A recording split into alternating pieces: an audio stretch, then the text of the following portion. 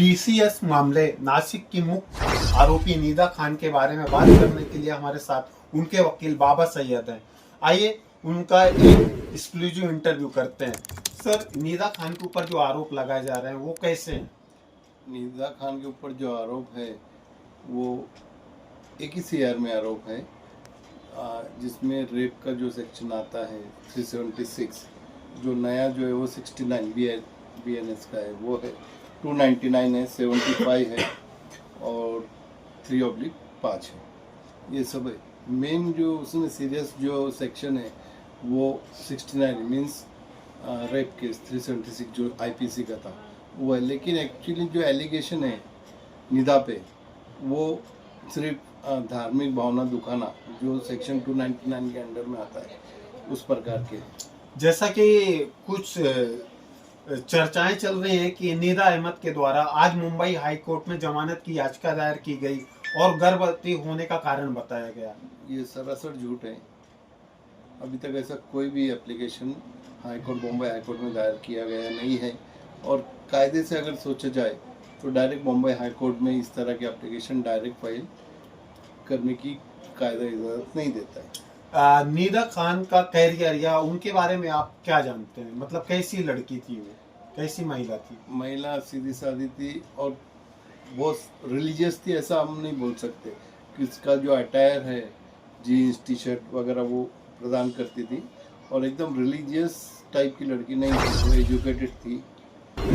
पर पता नहीं क्यों सब मीडिया वाले ऐसे दिखा रहे हैं। जैसा कि निदा खान के ऊपर आरोप लगे कि वो महिलाओं का ब्रेन वॉश करती थी, एक धर्म से दूसरे धर्म में परिवर्तन करने की साजिश रच रही थी और विदेशी कनेक्शन था इसमें।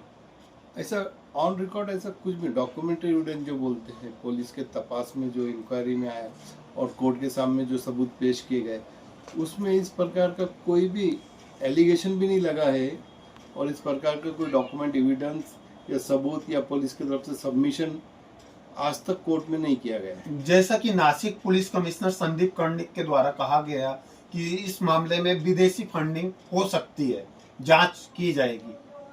जांच की जाएंगी वो तो है, जांच करने में कोई विवाद नहीं। अगर डाउट है तो जांच करे, पर हमको पूरी गारंटी है कि निदा का ऐसा कोई भी कनेक्शन नहीं है।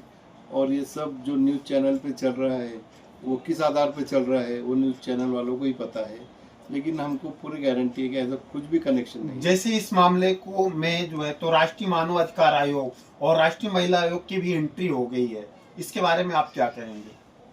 सही बोले तो ये थोड़ा पॉलिटिकली मुझे लग रहा है, अभी फैब्रिकेटेड हो गया है काफ़ी। ये जो एफआईआर निदा की एफआईआर छोड़ दी जाए और दूसरी जो 8 एफआईआर जो मुंबई नाका पुलिस स्टेशन में रजिस्टर की गई है, उसमें जो ऑफेंसेस रजिस्टर है उसमें जो इम्प्रिजमेंट जो सज़ा बताई गई है वो मैक्सिमम 5 साल है। तो ऑफेंस को जिस तरह से इतना सीरियसनेस दिखाया जा रहा है उस तरह का ऑफेंस नहीं है, लेकिन फिर भी पता नहीं क्यों ये ट्रायल मीडिया की जैसी बन गई है केस। जैसा कि कुछ लोगों के द्वारा कहा जा रहा है